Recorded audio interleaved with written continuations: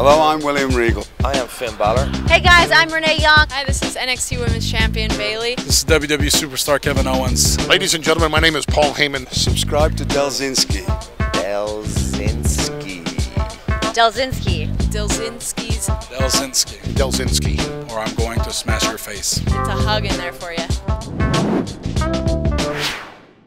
So guys, what did you think of the new era? Because yes, it has indeed begun. Now I know I haven't done one of these videos in quite some time, but after the draft, now we've seen Raw, now we've seen SmackDown, and we've got a taste of things to come. I feel this was the perfect time to just have a one-to-one with each and every one of you and talk about wrestling. Because I've been seeing your comments on social media, what you thought of Raw and SmackDown, and now I want to give you my opinions and then we can have a good old conversation about it. So, what did I think of Monday Night Raw and what did I think of SmackDown Live? Well, first and foremost, let's cover an area which was highly anticipated, and that was the stage. Were we going to get a new stage? And also, what about those intros? Now, on the night, I was really hoping we would get a complete revamp of the stage area.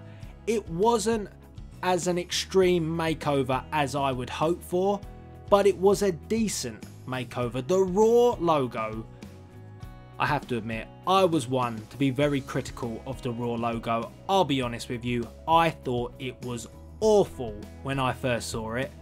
But after seeing it all lit up, the way it looked at the live show, it being, you know, having more colour to it, more brightness, it was much more vibrant than the, you know, the base logo that I'd seen on the internet. The Raw logo looked great. And it looked really smart within the arena, and the stage looked good. It wasn't too much of a change, it was just very subtle, but the layout was nicely done. The announce team are now back over, you know, up by the ramp, and I think that's quite cool as well to rearrange that. Gives the ring, makes the ring feel like it's much bigger without them, you know, all huddled around ringside. So I thought that the new look was very nice. And that's kind of interesting because I didn't have high hopes for it when I saw the Raw logo. From the SmackDown side, I also, again, thought the logo looked better than it did when I first originally saw it. But I wouldn't say it was as good looking as the way that Raw looked. The stage looked nice once again. Really had hoped that they would bring back the fist, particularly when the fist is in the intro. So we get the fist in the intro, but we don't get it on the actual stage itself. I kind of had hoped they would have gone for something like that, but again, it wasn't so much an extreme makeover, it was just a very gentle, subtle facelift. And the Raw intro itself, I think Raw wins when it comes to this, and Raw out of the two shows was the big winner overall in the first week of the draft and the battle between Raw and SmackDown. It just was. You know, the intro, the theme song, I just feel is so much more powerful for Monday Night Raw. SmackDown, it just doesn't have that oomph to it that I wish it had. But that is not to discredit the show itself. Now, I have seen on social media some people just saying the show absolutely sucked. It didn't. The thing is, you got a 3-hour Raw show that was just so good. When is the last time that you had a 3-hour Raw show that you actually could sit through and enjoy for full 3 hours? I mean, that's amazing in itself. And that got everybody's anticipation up looking into SmackDown the next night. SmackDown put on a decent, solid show. It was solid. You had good wrestling, you had good storylines, a guy got a push who has been buried for quite some time, a talent that everybody has said deserves better. He gets better. That's good. That's progression. That's us moving forward. The WWE is listening. So what could be bad? Why does that suck? I don't know, but some people felt that. Anyway, for me, as I said, Raw was the stronger show. I thoroughly enjoyed the whole in-ring beginning with Stephanie and Mick Foley, and it wasn't overdone. It was done nicely, and much like on SmackDown, it wasn't overdone. The GM and the Commissioner didn't spend too much pottering around all night. It was just that opening segment, and then we were on to action, we were on to stories. It was focused on the wrestling, and that's what we've all wanted for quite some time.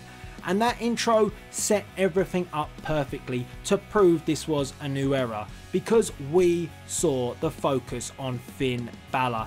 The fact that Finn kind of came through the entire Raw roster to then head up to the front, leather jacket and all, I just thought it was perfect. It almost said, this is the spotlight, this is the guy, and this is the guy that's going to take us forward. Now, when we got that fatal 4-way match and Finn Balor won, I was thinking, WWE, you are on a roll. You are doing what everybody wants. And then when Roman Reigns won his fatal 4-way, I began to get a little bit worried. I'm thinking, uh-oh, Reigns has won. Are we going to get Reigns Rollins? Because Rollins obviously got the bye once again. But will we get Reigns Rollins at SummerSlam? That's not new era to me. But WWE did not disappoint. They put Finn Balor all the way forward, and Balor versus Rollins, and we're going to get a new championship. We're going to get the Universal Championship for Monday Night Raw. And I feel if you want to cement it for Monday Night Raw that this is a new era, Balor must win. Because then you can have everybody chasing Finn Balor for the title, and he is the guy to take the new era forward, and he's the guy that we all support. And whether it's just because you appreciate him as a wrestler, his graft, the way he's got there, the way he's come through NXT, you know, he's not the chosen one, he just literally is the one because he's a great performer. Whether it's that, or whether you just think he's cool, he ticks all the boxes as the face of the WWE, and he's the perfect guy to have everybody come after him. That is why it's awesome to see Finn Balor in the position that he is. Now, in addition to that, it wasn't just Finn Balor that was exciting. The women's division got a makeover, with Sasha Banks becoming the new women's champion. That, again, appeasing the fans. That's what we've wanted to see. Everybody has wanted Sasha to get that almighty push. Since Sasha came up to the main roster, she's kind of been cast to the sidelines, whether it be by injury or whether it simply be by bad booking. But not anymore. And now we're going to get the feud of Charlotte and Sasha on the main roster, and even if the title switches hands back and forth a little bit, I won't mind, because Sasha is in the position that she should be, in the championship picture, and that's where she belongs. Again, exciting, because it was unpredictable. Great stuff from the WWE, because the WWE could have teased it but not delivered it, and then maybe this could have happened at SummerSlam, but it all felt right. Monday Night Raw, new era, and a title change, and a guy who's come from NXT up to the main roster, taking the company forward. Lovely jubbly. And that was why Raw really did conquer on, you know, this first week since we've had the draft. Now, that does not, and that New Day segment, that was probably the worst bit, and it wasn't due to the New Day, it was just really poor and really badly written. I hope that we don't get any more of that. That was unnecessary. Just one minor blip there from the WWE. Anyway, moving on, because I don't want these videos to go on for too long, but I want to cover as much as I possibly can. On SmackDown.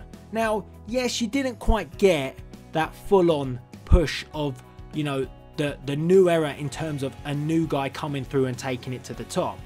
But what you did get was you got to see the entire roster have an opportunity with the Battle Royal and the six-pack challenge. And I thought that was a cool way to do things, you know, to see who was going to challenge the World Heavyweight Champion in Dean Ambrose. It gave everybody an opportunity. I thought it was a little bit predictable that Apollo Crews would win, but it was cool to see. And I would say that SmackDown have a decent roster. Some people just think it's weak. I don't. And yes, the women's, what do you want to call it? The women's segment I thought was pretty good. Up until when Eva Marie came out. What on earth? What on earth is that Eva Marie entrance all about? She's the gift. She's the goddess. Whatever he says. Oh my god. And all she did was really, you know, she gave us the gift of her boobs. That's all she did. She flashed them and then she packed them up. And then she was out of there. It was bizarre, but it was good to see an introduction, and I think that's what it was all about, of the new talent to the women's roster of SmackDown. Alexa Bliss got her moment. They reintroduced us to Naomi to make sure that, you knew who the women are on SmackDown. Carmella was there as well. She really shouldn't say she's the princess of Staten Island, because that does cause a problem, because I feel that everyone wants to boo her when they don't get their town mentioned. That does become a little bit of a problem, but I love Carmella, and Alexa Bliss was fantastic. The eye rolls, the arrogance, the cockiness. She is just a star in the making. And you got Becky Lynch there, hard hitting Natalya. It's a good women's roster on SmackDown. Now, wanted to talk about a couple more bits what I thought about SmackDown. Randy Orton, everyone just keeps saying Randy Borton, Randy boring, Randy. Why? I like Randy Orton. I really do. What's the problem with Randy Orton? I thought his segment at Battleground with Chris Jericho was one of the best bits of the night.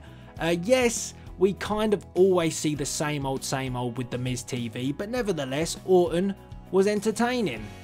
But the big deals for me was Dolph Ziggler getting a push, an almighty push. I didn't expect it. I really didn't. I thought either AJ Styles or Bray Wyatt was gonna win. But Ziggler won. That is huge. Dolph Ziggler getting a push. And I can't believe that there are some people out there that are unhappy with this. I mean, Ziggler has been a guy that's been held back for such a long time. And yes, he has become stale. Yes, it did get boring with the Baron Corbin feud. But now he's got the push. Don't complain, because that's the whole point. We want to see guys like Ziggler who have got talent, who have got an all-round game. We want to see them go forward. So we can't complain about that, surely. So I think it's great to see Dolph Ziggler getting an opportunity here to get in the mix and be a top guy on SmackDown. It's refreshing, and it's better than having a guy, a typical and an obvious choice like Cena, picking it up one more time.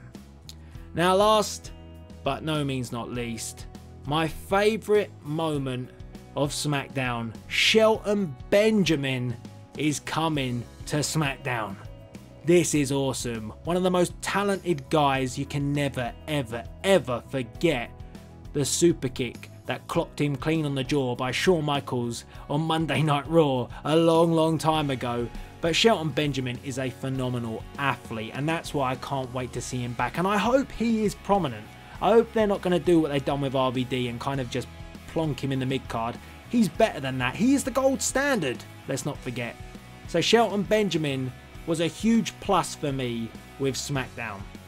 So that's been my viewpoint on this, and this is what this was all about. Because I feel like SmackDown got quite a lot of heavy criticism. Yes, they could have had the American Alphas on the first show, but to be honest with you, I thought it was a solid show, and that's what we wanted. We wanted to cement that both shows are going to be good moving forward, and it adds to excitement to next week, because I'm looking forward to seeing the American Alpha in action. They didn't just plonk it all and shoot their load too early. There's more to come. That sounds dodgy, I know, but nevertheless, it's the truth. So guys, let me know what you think by the comment section below. I just want to get your views, your opinions of what you thought of, Raw and SmackDown, the new era. Are you happy with what you've seen? Are you looking forward towards the future? I certainly am. And if you enjoyed this conversation, then let me know, and I will make more of these videos, because I miss talking to you guys. I used to do this all the time with review videos, conversations, and it's good to get talking with you guys once again. Let me know, and all that's left to be said is please rate, comment, and subscribe. This is Delzinski, signing out.